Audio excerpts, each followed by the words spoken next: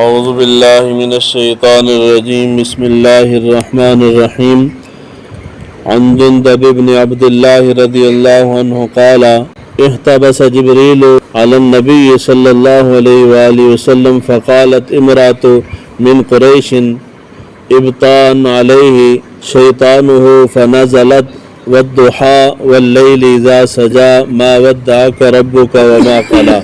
حضرت جندب بن عبداللہ رضی اللہ تعالیٰ عنہ روایت کرتے ہیں، ایک مرتبہ جبرائیل امین نے حضور صلی اللہ علیہ وآلہ وسلم کی بارگاہ میں آنے میں کچھ دیر کر دی، یعنی کچھ دن گزر گئے، جبرائیل وہی لے کے نہیں آئے۔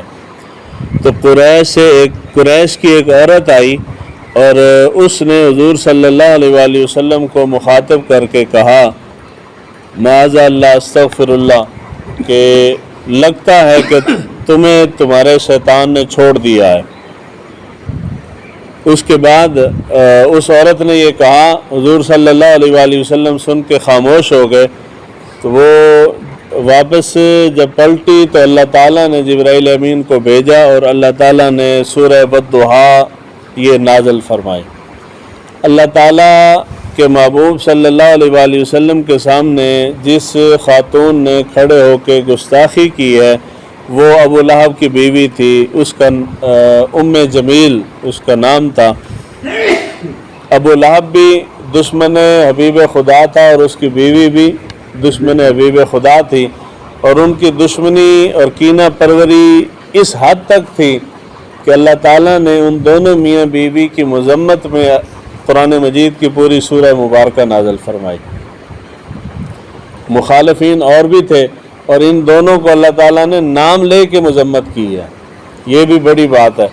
قرآن مجید کے اندر حضور کے بہت سے گستاخوں کی مذمت، دشمنوں کی مذمت تو ہے، مگر یہ سب سے جداگانہ آیات ہیں کہ اللہ تعالیٰ نے حضور کے دشمن کا نام لے کے اس کی مذمت کی ہے۔ سورہ والضحیٰ جب نازل ہوئی، اس کا اسلوب اتنا خوبصورت ہے۔ اللہ تعالیٰ نے ابتدائی 2 آیات میں 2 قسمیں اٹھا کے اللہ تعالیٰ نے ارشاد فرمایا ما ودعک ربک وما قلی، اے میرے محبوب ہم نے آپ کو نہیں چھوڑا۔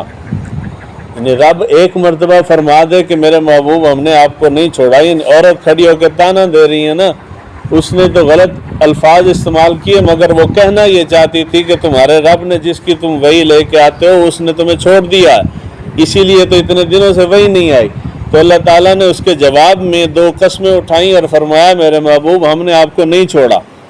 تو میں نے یہ 1-2 دن پہلے کوئی حدیث مبارکہ آئی تھی تو میں نے عرض کیا تھا کہ پوری تاریخ کے اندر ایسا کوئی واقعہ رونما نہیں ہوا کہ اللہ تعالیٰ نے کسی کو نبی بنا کے بھیجا ہو اور نبی بنانے کے بعد اللہ تعالیٰ نے اس کو چھوڑ دیا ہو، اور یہ بھی نہیں ہو سکتا کہ نبی گمراہ ہو جائے، نہ نبی راستے سے، عام نبی سارے نبیوں کی بات ہو رہی ہے۔ حضور تو امام الانبیاء ہیں، 1,24,000 انبیاء میں سے کسی نبی سے کوئی ایسا شرکیہ کام سرزد نہیں ہوا۔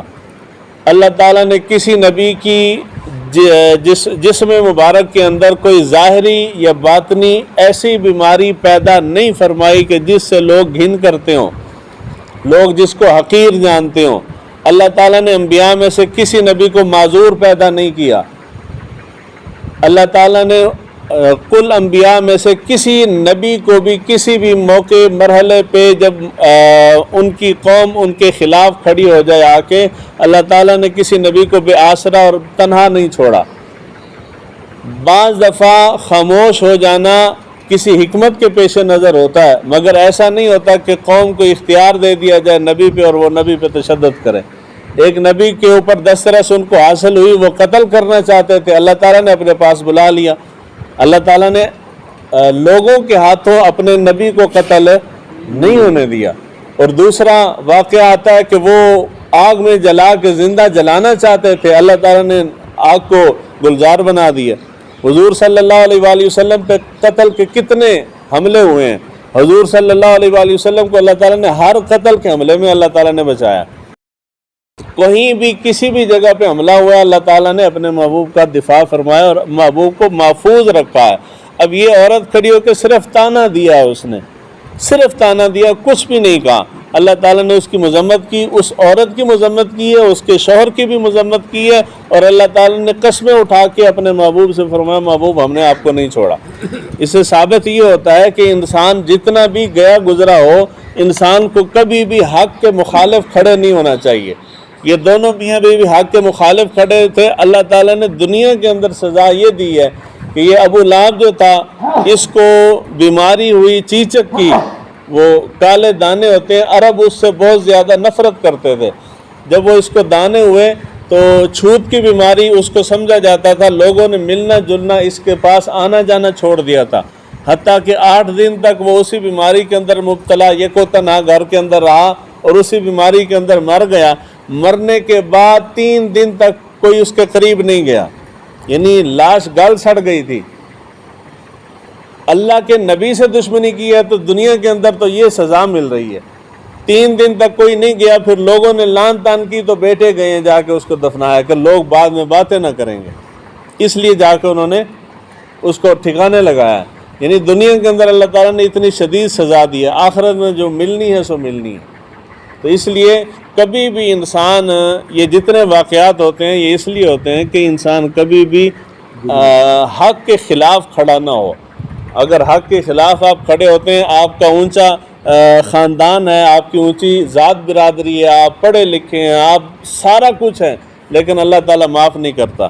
ابو لہب کا حسب نسب دیکھیں حضور کا چچا ہے، لیکن حق کے خلاف کھڑا ہوا ہے، اللہ تعالیٰ نے معافی نہیں دی۔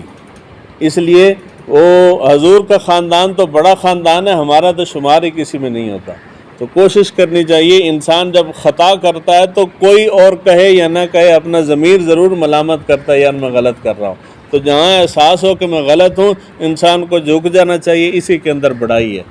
اللہ تعالیٰ ہمیں دین کو سیکھنے سمجھنے کی توفیق